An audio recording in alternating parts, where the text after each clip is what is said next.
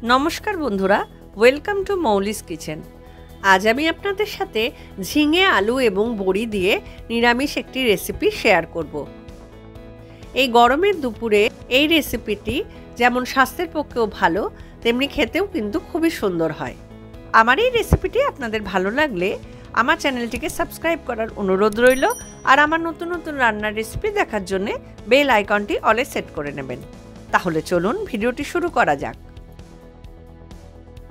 এটা তৈরি করার জন্য আমি 3টে ঝিঙে খোসা ছাড়িয়ে এরকম ডুবো ডুবো করে কেটে ভালো করে ধুয়ে নিয়েছি। আর 3টে আলু আমি খোসা ছাড়িয়ে এরকম লম্বা লম্বা করে কেটে ভালো করে ধুয়ে নিয়েছি। এছাড়া একটা টমেটো আমি কুচি করে নিয়েছি। আর ফোড়নে লাগছে হাফ চামচ কালো জিরে এবং 2টো শুকনো লঙ্কা। এই বাটিতে আমি 1 চামচ মতো আদা গ্রেট করে নিয়েছি আর তার সাথে 3টে কাঁচা লঙ্কা নিয়েছি, তবে ঝালটা আপনারা আপনাদের স্বাদ অনুযায়ী দেবেন। এছাড়া এই বাটিতে আমি হাফ চামচ করে জিরে ধনে এবং শুকনো লঙ্কার গুঁড়ো নিয়েছি। আর এই বাটিতে আমি 8টা মতন কলাইয়ের ডালের বড়ি নিয়ে নিয়েছি। এছাড়া লাগছে স্বাদ অনুযায়ী লবণ, হলুদের গুঁড়ো এবং স্বাদ অনুযায়ী চিনি। এখানে আমি 3 চামচ মতো চিনি ব্যবহার করছি। প্রথমে কড়াই দিয়ে দেবো পরিমাণ মতো সর্ষের তেল।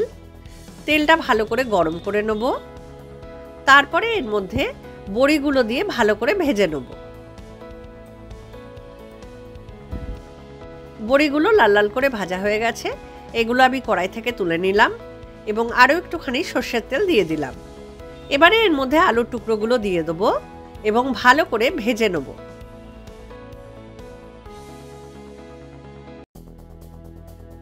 ভাজতে ভাজতে আমি এর মধ্যে দিয়ে দেবো অল্প একটুখানি লবণ এবং অল্প একটুখানি হলুদের গুঁড়ো।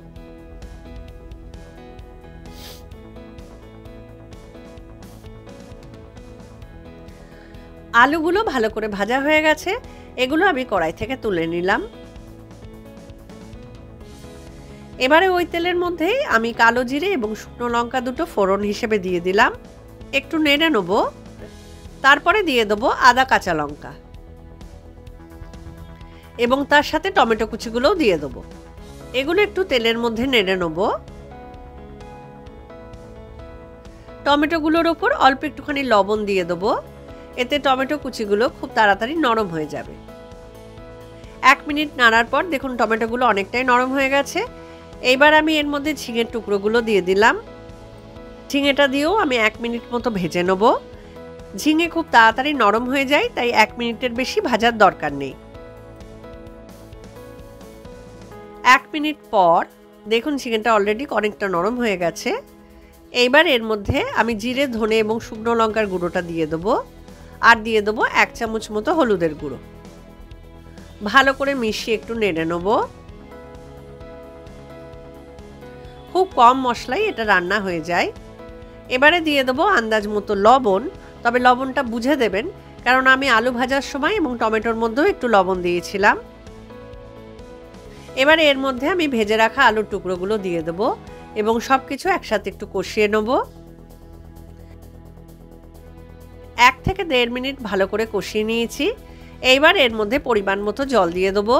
এটা একটু পাতলা ঝোলই ভালো লাগে। ভালো করে মিশিয়ে নেব এবং গ্যাসটাকে কমিয়ে কড়াইটাকে ঢাকা দিয়ে আমি 10 মিনিট মতো হতে দেবো। মিনিট 10 পরে আলুগুলো কিন্তু 90% সেদ্ধ হয়ে গেছে। এইবার এর মধ্যে দিয়ে দেবো ভেজে রাখা বড়িগুলো। ভালো করে মিশিয়ে নেব আর তার সাথে চিনিটাও দিয়ে দেবো। ভালো করে মিশিয়ে আবারও ঢাকা দিয়ে আমি 5 মিনিট মতো হতে দেবো। 5 মিনিট পর দেখুন রান্নাটা আমার কমপ্লিট হয়ে গেছে। আলুটাও পুরোপুরি সেদ্ধ হয়ে গেছে আর বড়িটাও সেদ্ধ হয়ে গেছে। তো এবার আমি গ্যাসটাকে বন্ধ করে এটা সার্ভ করে দেখাচ্ছি। তৈরি হয়ে গেল ঝিঙে আলু এবং বড়ি দিয়ে নিরামিষ পাতলা ঝোল। গরম ভাতের সাথে এটা খেতে খুবই ভালো লাগে। আর ভিডিওটি ভালো লাগলে অবশ্যই লাইক করবেন, কমেন্ট করে জানাবেন, বন্ধুদের মধ্যে শেয়ার করবেন এবং অবশ্যই আমার চ্যানেলটিকে সাবস্ক্রাইব করবেন। তাহলে দেখা হচ্ছে পরের ভিডিওতে নতুন কোনো রান্নার রেসিপি নিয়ে। সকলে ভালো থাকবেন। নমস্কার।